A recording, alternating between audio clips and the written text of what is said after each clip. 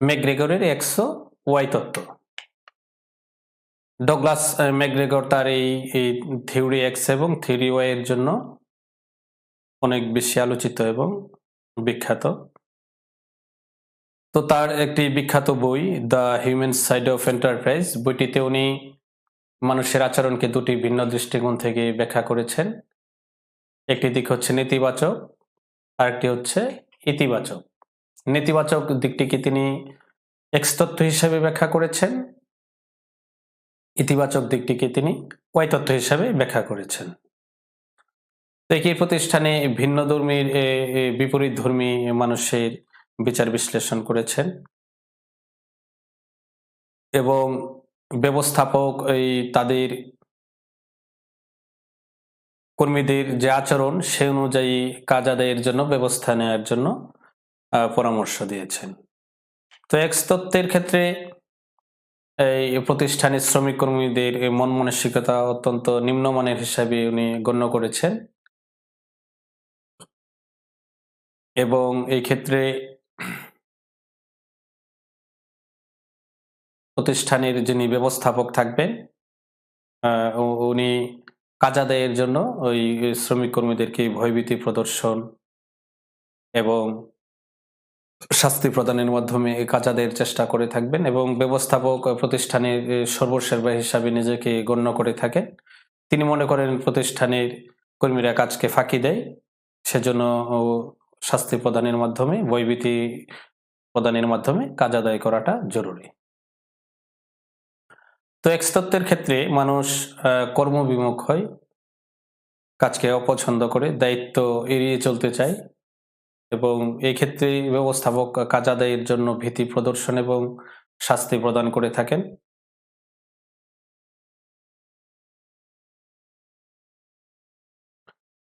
এবং তাদের উচ্চাকাঙ্ক্ষা থাকে খুব নিম্নমানের।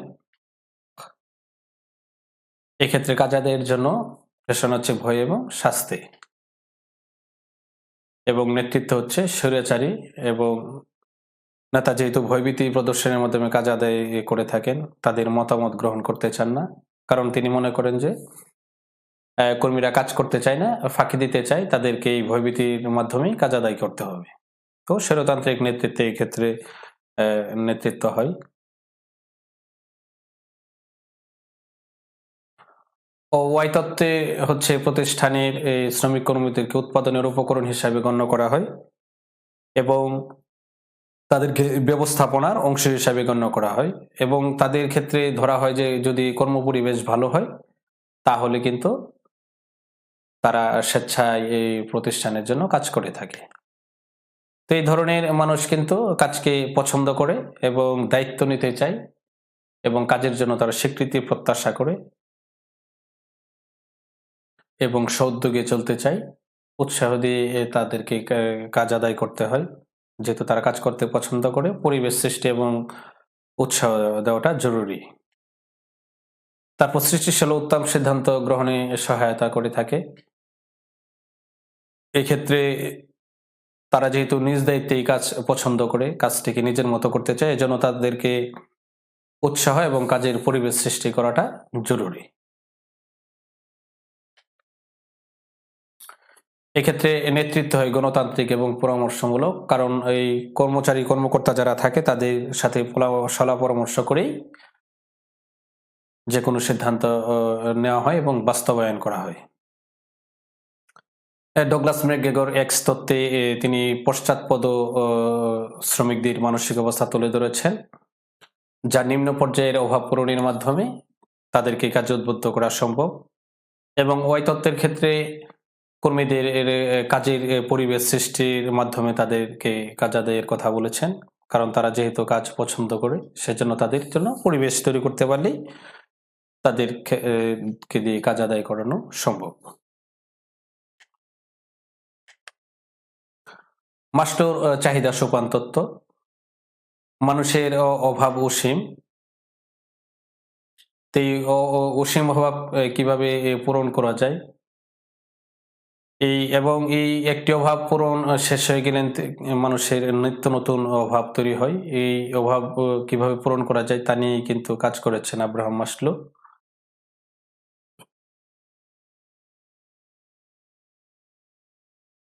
তো এই কাজ করতে যে আব্রাহাম মাসলো 1610 সালে থিওরি অফ হিউম্যান মোটিভেশন প্রবন্ধে প্রেষণা সম্পর্কে এই তত্ত্বটি দেন, যা মাসলোর চাহিদা সোপান তত্ত্ব নামে পরিচিত।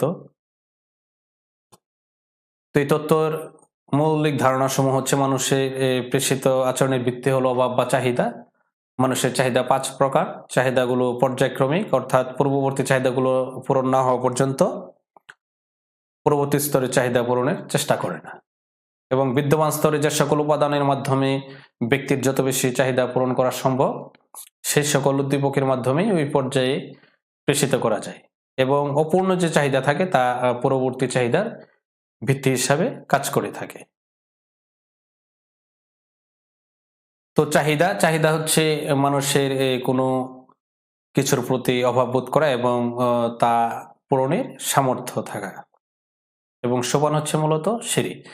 তো মাসলোর যে পর্যায়ক্রমিক 5টি চাহিদার কথা উনি বলেছেন, অর্থাৎ সিঁড়ি আকারে ধাপে ধাপে উচ্চ পর্যায়ে পৌঁছানো, ও নিম্ন যে চাহিদাগুলো রয়েছে ধাপে ধাপে সেগুলো চাহিদা মিট আপ হওয়ার পরে সর্বোচ্চ যে শিখর সেখানে পৌঁছানো সম্ভব।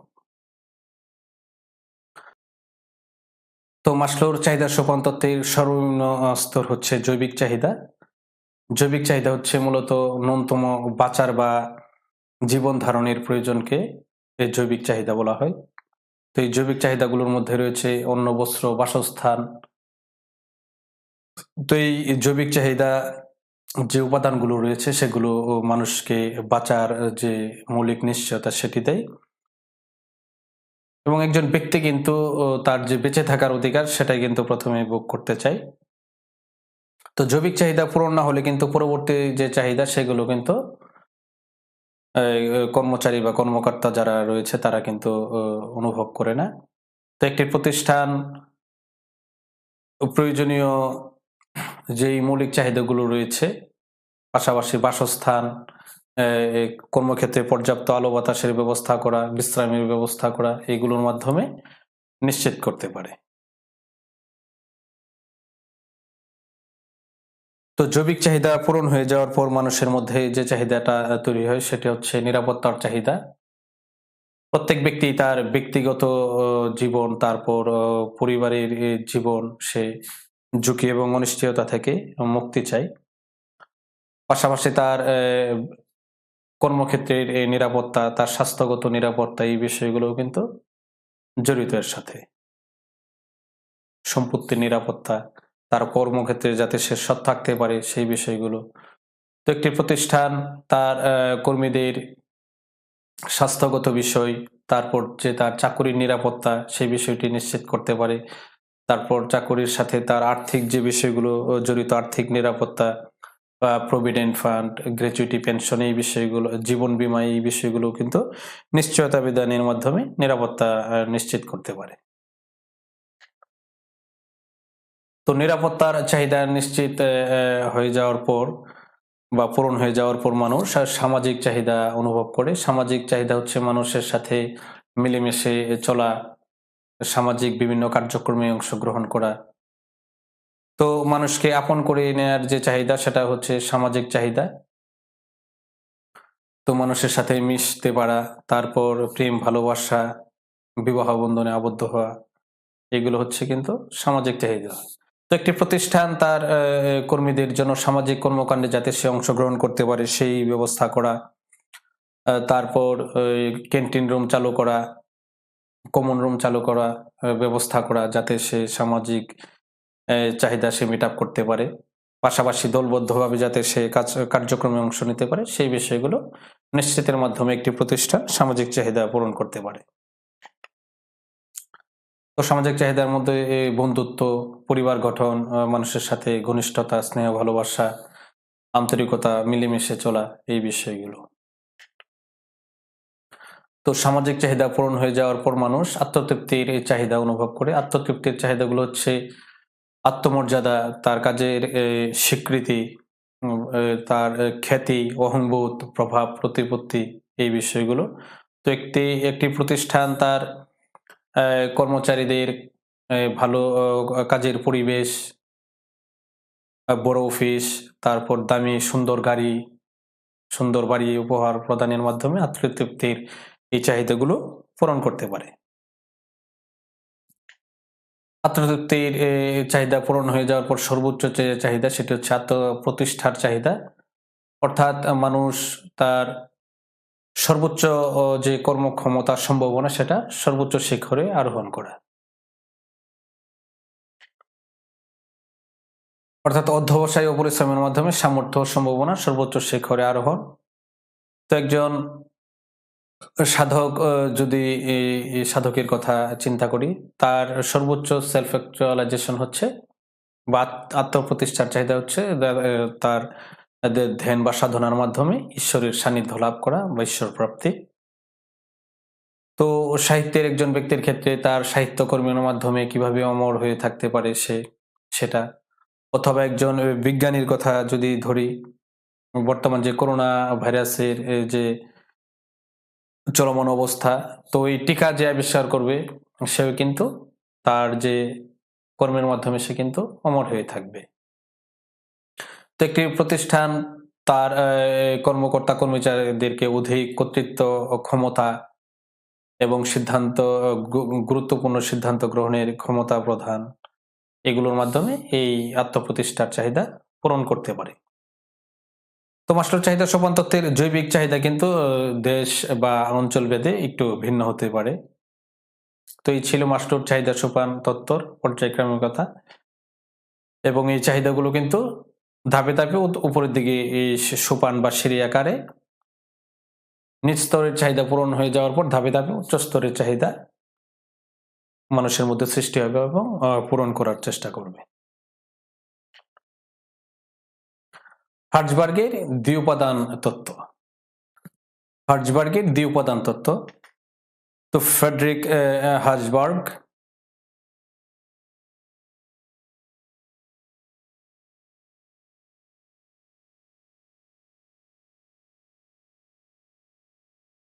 তো হার্জবার্গ ও তার সহযোগীগণ 1959 সালে আমেরিকার পিটার্সবার্গ এলাকায় 9টি শিল্প কারখানায় 203 জন প্রকৌশলী ও হিসাবরক্ষকদের তাদের কর্মসন্তুষ্টি এবং কর্মপ্রেষণার উপর গবেষণা চালিয়ে তার ফলাফলের ভিত্তিতে যে তত্ত্বটি দাঁড় করান সেটি হচ্ছে মূলত হার্জবার্গের দ্বিউপাদান তত্ত্ব।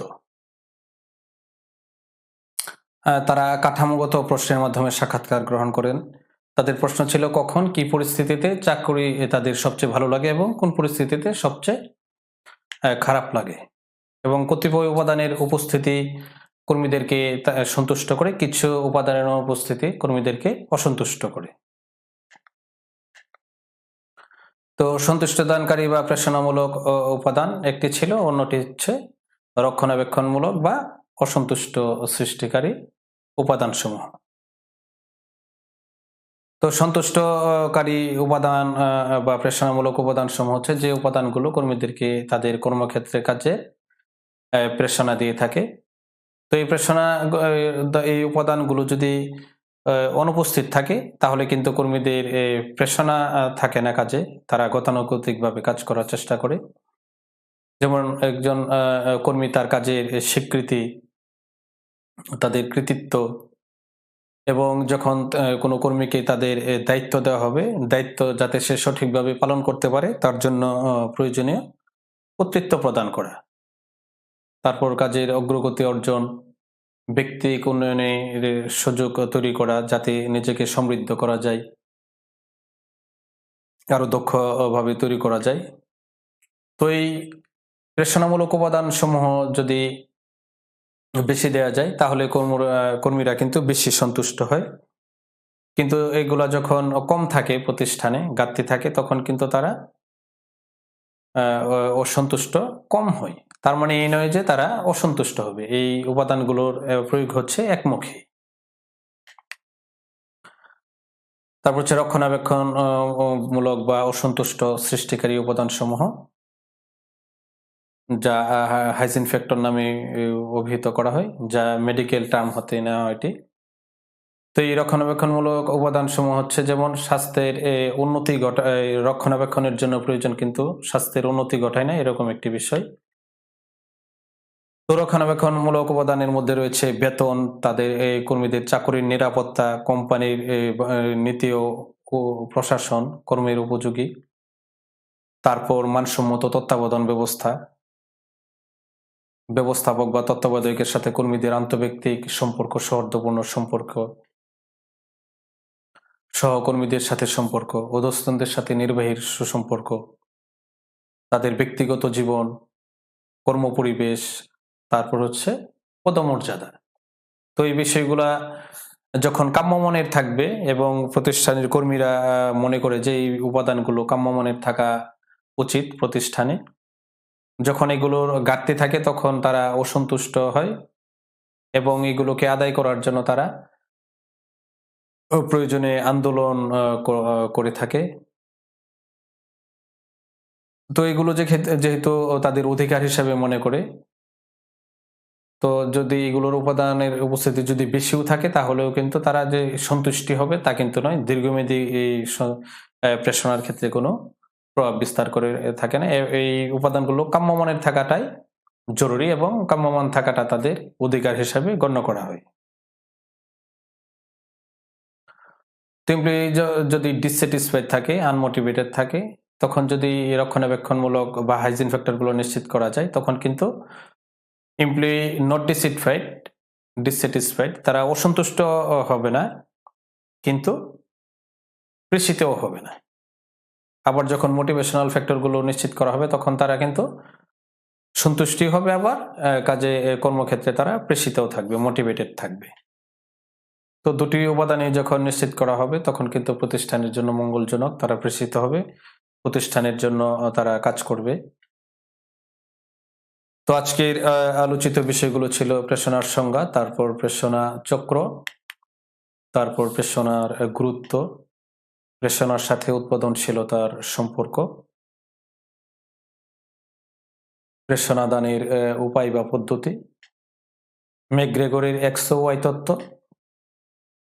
মাসলোর চাহিদা সোপান তত্ত্ব, হার্জবার্গের দ্বি উপাদান তত্ত্ব।